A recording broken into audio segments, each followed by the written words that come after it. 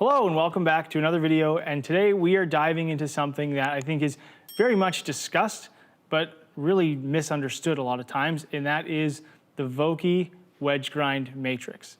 So we have our test subject here. Ian, how's it going? Good, guys, good. Yeah, I think we've wanted to do this one for quite some time. I think, you know, there's a reason we're doing it with Vokey. We're not doing it across every company. It's because the market share that Vokey holds on the professional tour and in the amateur game, it's by far the most played wedge. So I think if you haven't, people aspire to play a Vokey wedge. So I think there's good value in explaining, you know, what each grind does functionally and what each of these letters means. I know I get a lot of questions. Mike, I know you get a lot of questions as well. Every Sunday. This is, you know, I had one yesterday. I'm steep. Do I need more bounce and what grind? And I went right to the Vokey website. You know, they're a source of information. We were looking at their website earlier, and it kind of depicts what the grind looks like. So there's a lot of information. I think this video will be helpful to everyone, regardless of brand of wedge. I just think people understanding grind is the most important. Yeah. And we're going to touch on both the grind and the player that it's going to generally fit as far as delivery is concerned. So not only are we going to talk a little bit of short game, also some of the playing characteristics that you might be dealing with at your home course, or if you happen to be traveling, maybe you really want to put a different wedge in your bag if that is the case. But we're going to go through, break them all down, because you want to make it as simple as possible. So when you are choosing your next wedge and you don't have access to a fitter, you'll have all the information right here. Love it. Okay, boys, what are we starting with? Starting with the F-Grind, probably the creme de la creme of grinds from Vokey. They've had this one for a long time, and it's, I mean, the all-around grind for a lot of players. It suits majority of golfers. Still the most popular grind on the, you know, you've got M's and L's and S's, and it's still the #1 most popular grind on the truck. Reason for that is it is a full sole, F full sole, right? So even if Aaron or Bob or one of the technicians does a little grind work to it, you know, they will do a little grind off of an F, and that's really what that is. But we're going to start with the gap wedge. There's two bounce options. There's the 8 and the 12. You know, touch upon maybe a little bit of, you know, who would be an 8 and who would be a 12. 50 to 52. Usually this goes through the entire line, but most players are going to be familiar by using an F-Grind in their full swing club. Full sole, full swing, that's kind of how I remember them. And this allows you to, if you're someone who might be a little shallower, you can go to the lower bounce option. If you play in softer conditions, maybe you're a player with speed, you're a little bit steeper, that's when you move into the higher bounce options. And you're just trying to fine tune face contact, which is something we always talk about, to maximize spin, and also make sure that when you are chipping around the greens, your technique matches the wedge grind. So right now you've got the 52. We've got the 52 8. So for the slightly shallower player, historically where I have been, but I'm probably trending a little bit towards the other way of being in the slightly steeper side of things. So, you know, I probably will make a transition out of the 8 into the 12. You know, soft conditions here in Southern Ontario, we definitely, you know, don't get too many kind of days where it's baked out. So I think I will probably jump up from that 8 to the 12. But we'll see if we can deliver some with a little bit of both here. Okay. So when we talk about steep versus shallow, right, there's not much context to that. What, you know, when we're using numbers so we can quantify it here, I would say 3 to 5 would be in the shallower end with this particular club, right? So people will go, well, isn't that, you know, pretty steep? Not for a wedge. Not when we've got a short club that stands up as vertical really as anything in the bag. So yes, if we've got a 4-iron or a 5-iron and we're 5.2 degrees down, that particular club, that's pretty steep for that one, but not for a wedge. Okay, so let's hit a couple more, go with the shallower delivery. Yeah, so around 5, and we can see where that strike is. It's kind of ideal. Yeah. You know, that wouldn't be a problem. Those felt great. Those ones a little bit low in the head, as Aaron said on the podcast with us. Groove 3, right? That's kind of the sweet spot. So catching that a little bit lower in the head. So let's do the steeper delivery, and watch that strike move vertically. When we're in fits, when we're fitting you guys, we are looking at this vertical contact. We're trying to use the bounce to influence the vertical contact, so ball speed preservation, launch and spin, trying to kind of really regulate that, get them really, really tight, and we're trying to use the bounce to move that strike up and down the head. Exactly.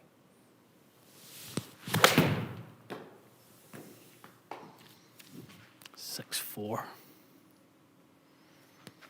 That's going for miles.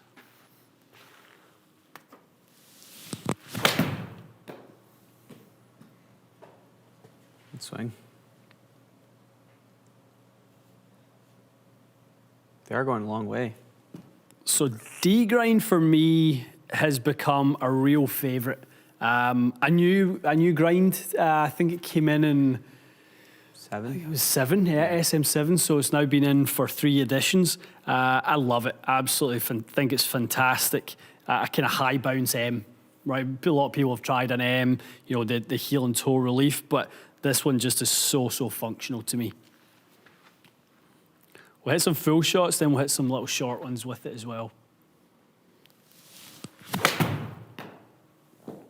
To me, like the big advantage of the D-Grind is you have that higher bounce towards the front of the wedge, but there's a lot of material removed from the back and then on the heel and toe. So for those players that do play, and as we touched on with the F-Grind, softer conditions, but you know, you're not hitting that full swing shot all the time. You are manipulating the blade a little bit. So whether it be around the greens, say you're closing the club face and you start putting that leading edge lower to the ground, you're taking loft off it. Yeah. Still stays out of the turf.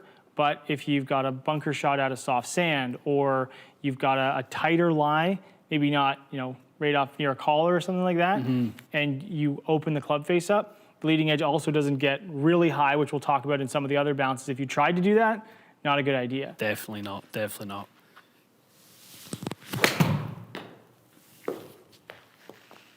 Okay, let's pop it in a little bit closer. Let's go, what do we think, 75?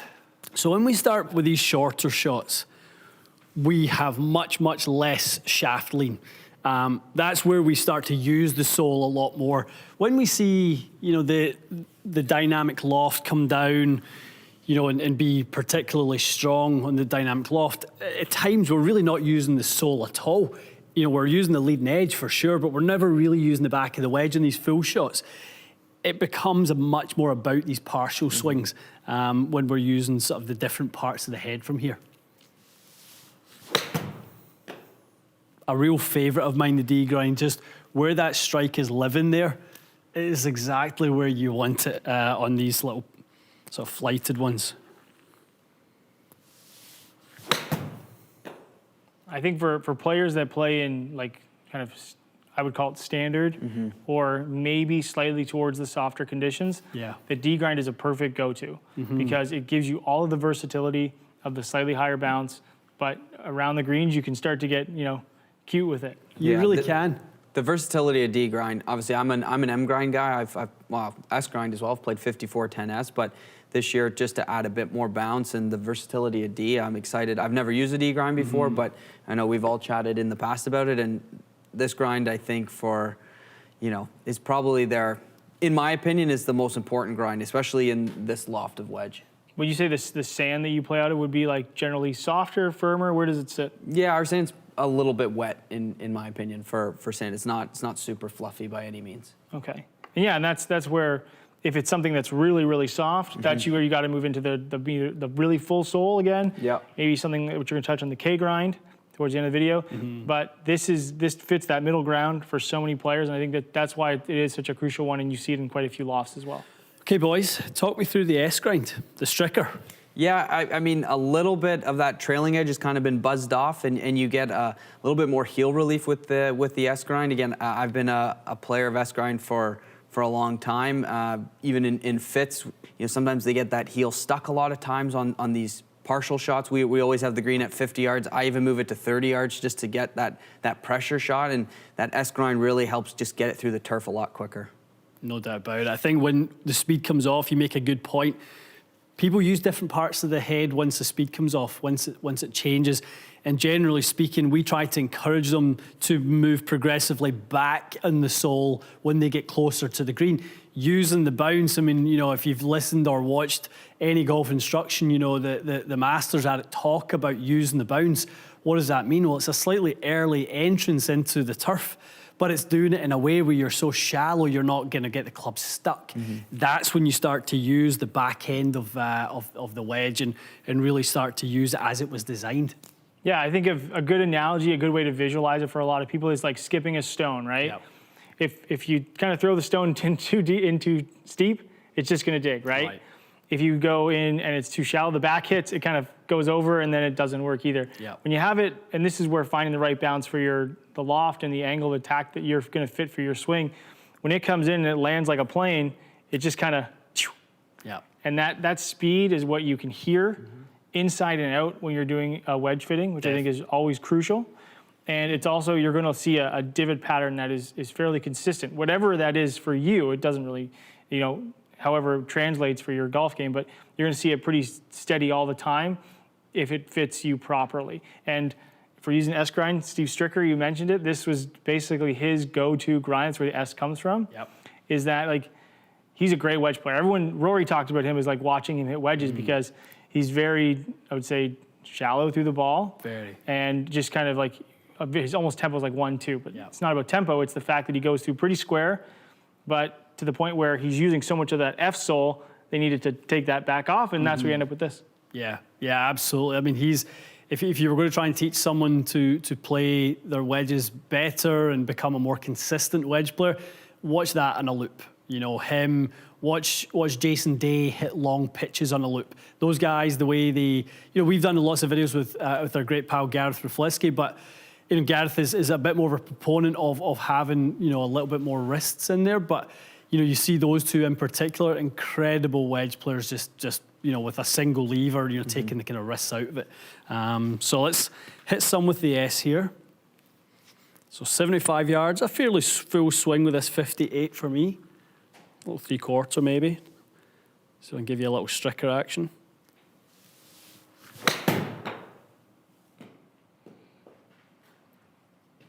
Good action on that one.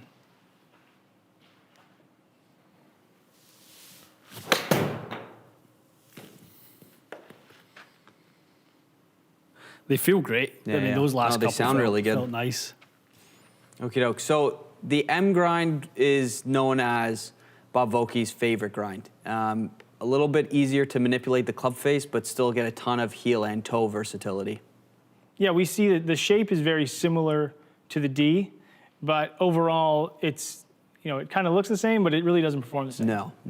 Yeah, no, I was going to say, like, I mean, I would completely agree with that. Although they share the same visual, I came out of an M going into a D, and it is entirely different for me. Like, I'm not someone who does well with an M grind. I kind of like the idea of it, you know, the sort of the multifunctionality of it, but I just don't ever perform that well with an M grind. Whereas the D and I are great friends. I love it. Yeah, I think with the M-Grind, with the versatility, this is where, when we are looking at fitting wedges, this is very important to look at technique as well as the course conditions that you play. Definitely. Because we're talking about something where the potential for a player that might be a little steeper, this is probably not the wedge for you. This is that shallow to very much almost like a forward stance, open club face. This is what you're starting to look at. And I mean, Titleist and Vokey does a really good job of segmenting their wedge line. So you're not going to get an M in a 50, right? It's not designed for that. But as you get into the higher lofts, that's where we start to see more versatility in the options provided to the players because of the shots that players are going to hit. And I think this is a good one where, again, I would say maybe the slightly firmer sand, where you get a little bit firmer conditions as well. Someone who is definitely more along on the kind of neutral to shallower side. Yep. That's the wedge that this golfer is going to fit into really well. Definitely. So maybe I'll show you a couple here. So the 60, 8 degrees of bounce. You know, I'll show you the player who it's not for, right? Because I think that a lot of people do pick this one up and it really isn't for them. So if you tend to be the kind of toe in, you know, somebody who's kind of taking a lot of bounce off, by kind of towing it in, go a little back in the stance, and they're kind of leaning the shaft a little bit. And they're kind of playing in that little driven shot, right? So we've got 60 degrees of static loft, but 40 degrees of delivered loft. At that point, everything back here is useless. Where we're not using that at all, so we're only using what's on the front. So I think, the player who, like you said, RB, likes to maybe kind of play the wedge a little more open, handle back a little bit, more of a kind of vertical setup. Right, so get that dynamic loft up a little bit, 54 degrees of delivered loft, right? So we've got 60 degrees, 54 of delivered, we'll get 8 degrees of bounce. We are using the sole, right? We can do the math on that. It's quite simple. Now, I think and that's an important thing for people to really kind of tune into this, is how this is why wedge fitting is so important, because your conditions that you play all the time, you're most likely to be playing the same golf course 80% of the time, I think, is what, like even more so for a lot of players. If you don't have the right wedge in your bag for the sand that you play in, and you're always using your sand wedge, and you wonder why you struggle out of the sand. Or even if it's a better player and you're really struggling with distance control out of the sand, right? You're going really long, you're never really getting underneath it. It's like maybe you're using a bounce or a wedge that has too much bounce. Now you get into something with the versatility like this, and you're immediately getting into the sand, but also getting out of the sand faster, right? I know we talk about it a lot. You talk about it a lot when you were hitting irons, is even just the sound through the turf. It's almost like, as Gary Player would always say, right? Strike the match, strike the match, strike the match. You want it to be quick.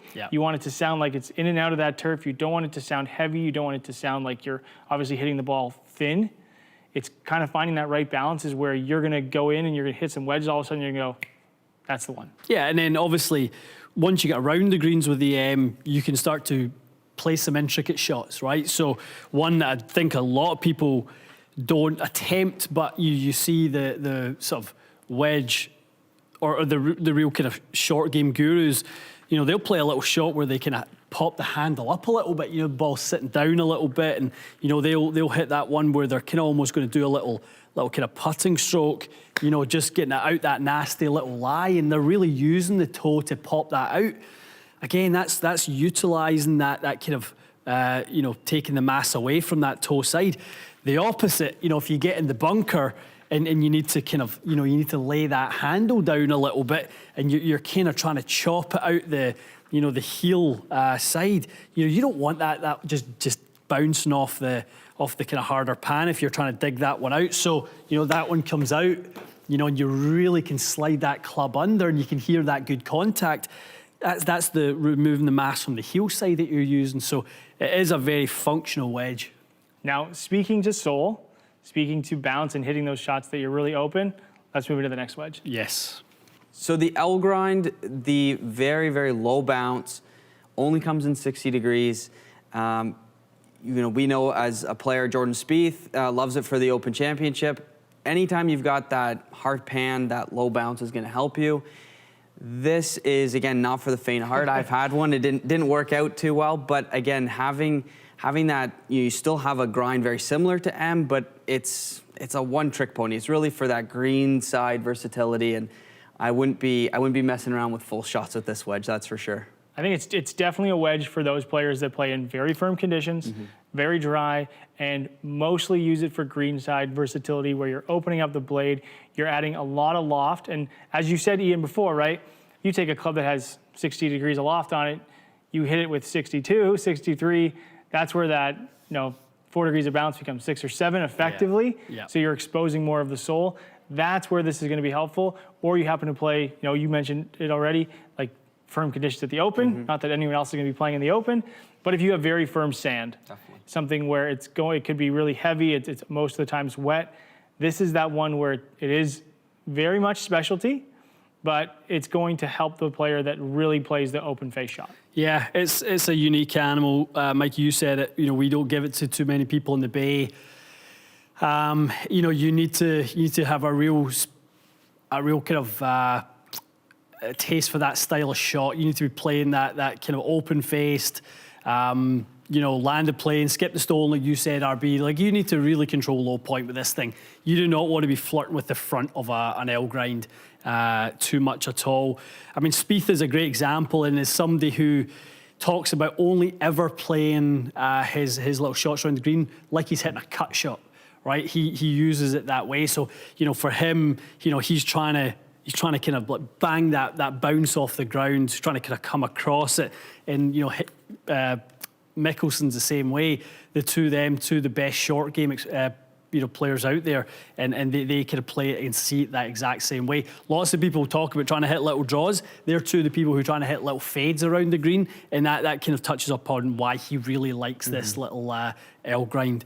But it's not for everyone. And in the heel too, like you made a great point of like players are trying to hit that cut with that shot. The hosel, if we can kind of demonstrate here, the hosel is what leads into this shot. So that part of the golf club is the first thing that is exposed to the ground, unlike when someone is coming in with a square face shot, or as you demonstrated earlier, coming in with the toe shot. That across here, if you have the wrong grind and you're really shallow, that's where that leading edge is going to meet golf ball first, and that's not good. Absolutely. And obviously indoors here, you know, we've got our mat that we hit irons off of, you know, but off of this hard part that we stand on, I mean, you couldn't really play a D or a K or an F or any of those off of something this firm. I'd fancy my chances with the L, though. You know, so that's where, you know, the surface conditions, you know, really do dictate which kind of is going to be best for you. Okay, we'll play a couple of different ones here. So we've hit some full shots. Let's play something that's a bit more that open face, where probably get about, you know, 62 or so on the dynamic loft RB. And just that little parachute shot, 63 delivered loft. So again, we know what part of the club we're using when we do that. And we can hear it off the turf back here is like, it does, using the analogy, sounds like that quick little in and out match strike. Yeah. Right? It's just, yeah. I know maybe that doesn't translate that well when I kind of make that noise, but yeah, that is what you're hearing. You're right. I mean, and a big part of wedge fitting, I think indoors or outdoors, is using your ears. What do you hear? Where do you hear contact? Is it before? Is it after? Is it high in the face? Is it low in the face? Heel, toe. Use the acoustics. They are a giveaway. We've got great technology here, but you know, we can obviously listen to what's kind of being done with the strike and with the delivery. I always used to think when I was a kid, and I thought it was really funny, where like you'd be watching Johnny Miller on TV, and you go, groove low, groove low. You're like, he's in a booth. How can you possibly tell? Let's remember that Johnny Miller was a pretty good player. Yeah. So you can hear like those sounds are very in tune, and like for you guys in the Bay, that's important. Out on tour, Aaron talked about it. Yep. Like sound plays such a crucial role in the short game because it's not a shot that you're hitting with a lot of speed. And like you would notice it, right? Like if someone hit a fat shot, but it doesn't maybe register fat or chunky, it's gonna all of a sudden sound like, you know, that something about that didn't sound right off the bat. Definitely. I had a customer a couple weeks ago, and they weren't understanding what bounce does and what these grinds do. And you know, I gave the customer, you know, 2 different wedges, one really low bounce and one really high bounce, and he needed high bounce. And I was like, do you hear the difference? And he's like, yeah, I actually do hear the difference. I was like, that's just better strike. That's getting you efficiently through the ball. And it made a lot of sense. So indoor wedge fits, we are always listening to strike. Strike is the most, and we do it, you know, even if someone hits a, you know, one off the heel on the driver, before the numbers even pop up, you can go, you missed that a little bit, and something they look at you like you're a bit crazy, but when you've done it enough times, psychic, Mike. You can hear. But for wedges, you know, sound is everything. Yeah, absolutely. Let's just touch one more shot on that, because I think the strike point, you know, we talk about hitting a lob shot, we talk about gear effect, we talk about launch and spin. I mean, where they're striking, the last one was pretty centered, the first one was high, right? So you get that higher launch, you get a little lower spin. No, we're not trying to spin this shot. We're using gravity, we're using it, you know, the angle of descent to stop this golf ball. So it does, so we'll play an open one and then we'll play a pretty square one, and we shall see some totally different strike locations.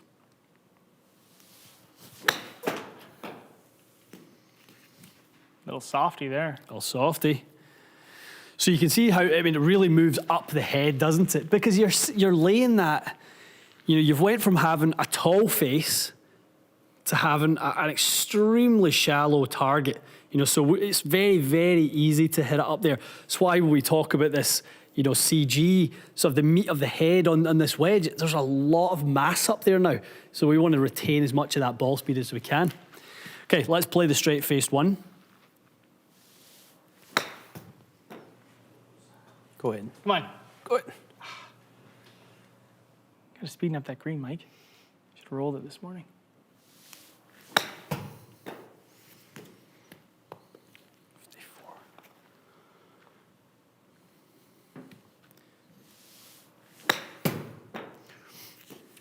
It's amazing the difference, though. Like the difference between hitting that shot with a D-grind and that shot with an L-grind. Like every one of these is just grabbing, because it's. I mean, you can see like 53, 54 degrees of dynamic where there's no bounce being used.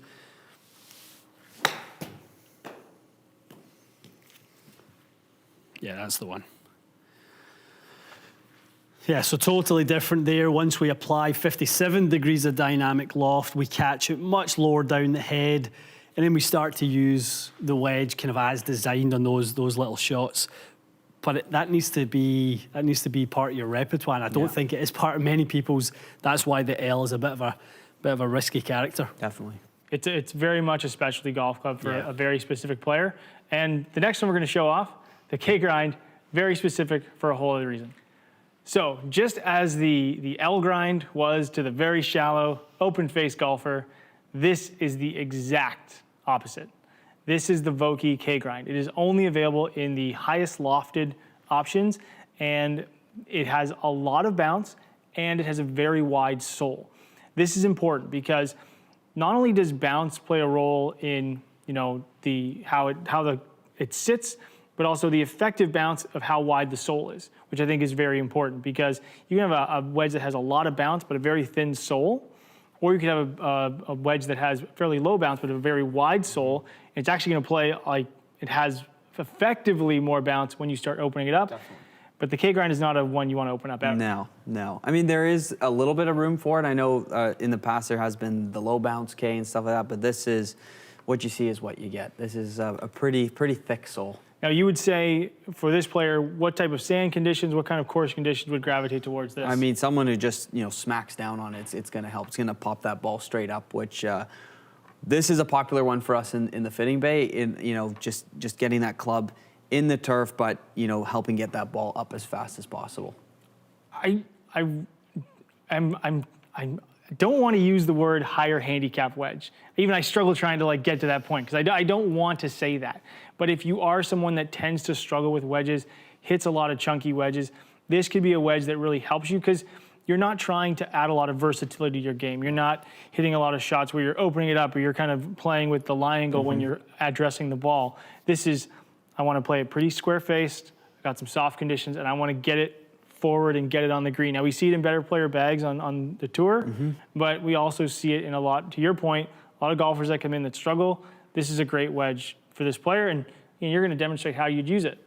Yeah, I think this wedge kind of almost simplifies things from a technique standpoint a little bit. You know, we're playing some intricate shots with the L, we're opening it, we're kind of, you know, I'm really having to think my way through it. It's not the time of year where our short games are awfully sharp here at this part of the world.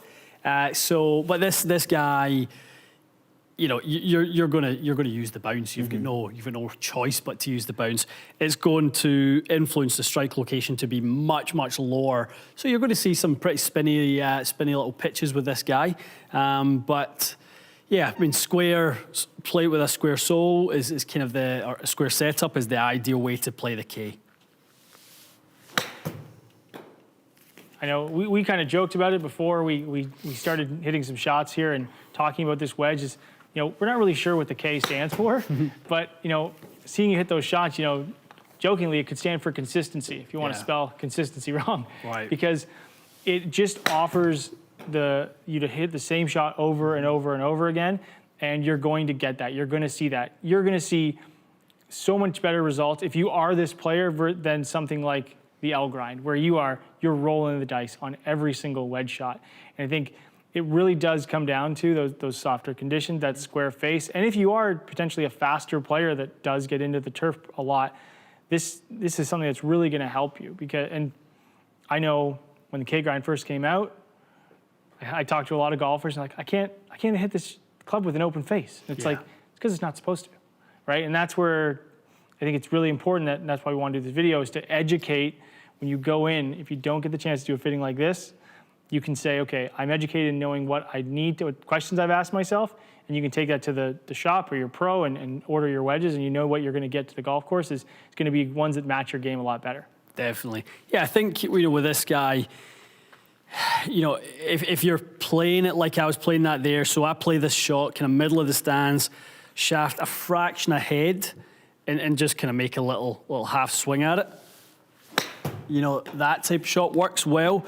But also if you're the type of player who goes, you know what, I don't really trust the handle in that position, the ball that far forward. I kind of want to just guarantee the strike a little bit.